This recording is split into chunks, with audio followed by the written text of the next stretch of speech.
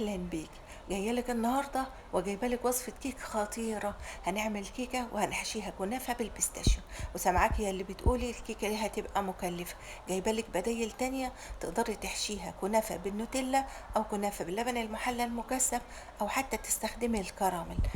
الكيكه بتاعتنا يا جماعه النهارده هشه ومرتفعه وطعمها خطير، وبصراحه اختراع ما اعتقدش ان انت شفتيها او جربتيها قبل كده. وما تنسيش لايك على الفيديو، ولو ما اشتركتيش في القناة اشتركي. ويلا بينا على طول علشان نبدأ. في البداية هولع الفرن بتاعي على درجة حرارة 180، وهجهز القالب بتاعنا.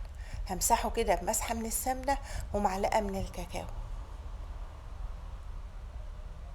هبدأ بقى بتجهيز الحشوة بتاعتي.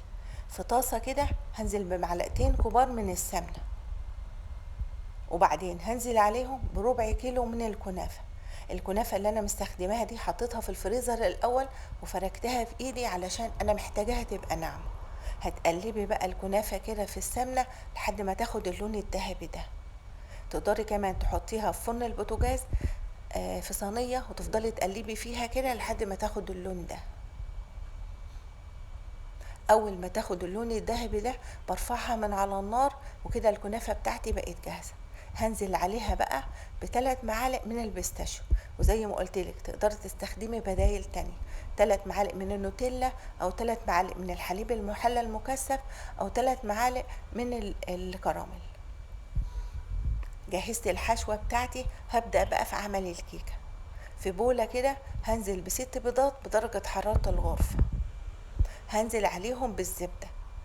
انا هستخدم في الكيكه بتاعتنا النهارده زبده، مش هستخدم زيت. كوبايه كمان من السكر. هقلب بقى ال3 مكونات دول مع بعض كده لحد ما السكر يدوب تماما. بعد كده هضيف معلقه صغيره من الفانيليا، معلقه كبيره من الخل. الخل يا جماعه بيساعد على ان الكيكه بتاعتي تبقى هشه ومرتفعه. بعد كده هجهز المكونات الجافه. عندي الدقيق هضيف عليه نص كوبايه من الكاكاو الخام، باكو من البيكنج باودر، ونص معلقة صغيرة من البيكنج صودا. هقلب بقى المكونات الجافة كده مع بعض. بعد كده هنخلهم كده على المكونات السائلة. نخل المكونات الجافة بيساعد ان الهواء يدخل فيها، بيساعد ان الكيكة بتاعتنا تبقى مرتفعة. هكمل ضرب بقى بالمضرب الكهربي لحد ما المكونات كلها تختلط مع بعض واحصل على القوام ده. هتجيبي القالب وهتنزلي فيه بنص خليط الكيك اللي انت عملتيه. بحاول افرده كده شوية. بعد كده بحط الحشوة بتاعتنا. بحاول بالمعلقة كده احط طبقة كده من الكنافة على السطح. احاول كده افردها بخفة وما اضغطش على طبقة الكيك بتاعتنا. بعد كده هنزل بباقي خليط الكيك بتاعنا بالشكل اللي انت شايفاه ده.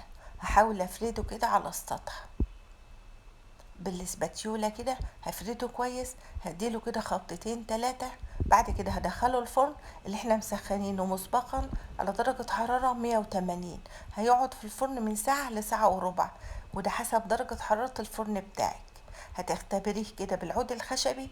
اول ما يطلع نضيف خلاص الكيكة بتاعتنا استوت. الخطوة دي يا جماعة بنعملها والكيكة لسه في الفرن. قبل ما نطلعها من الفرن بنختبرها. هتسيبيها بقى كده تبرد شوية. انا هنا قطعتها الاول قبل ما اعمل اخر خطوة تزيين. هجيب معلقة كبيرة كده من النوتيلا، عليها معلقة صغيرة من الزيت علشان اخفف النوتيلا شوية، وحطيتها في كيس حلواني وزينت بها كيكة بالشكل اللي انت شايفاه ده. خطوة التزيين اللي انا عملتها دي بسيطة جدا جدا، بس فرقت جدا في شكل الكيكة بتاعتنا. شايفة الكيكة بتاعتنا هشة جدا ومرتفعة، طعمها حلو قوي. طعم الكنافة بالبيستاشيو ده يعني قرمشة الكنافة مع طعم البيستاشيو بخلي الكيكة بتاعتنا مختلفة وخطيرة. الخطوة بتاعت التزيين اللي على السطح دي خلت الكيكة بتاعتنا لوحة فنية. بس كده كده خلصنا الفيديو بتاعنا. اتمنى الوصفة تكون عجبتكم، اتمنى تجربوها. اشوفكم فيديو جديد، مع السلامة.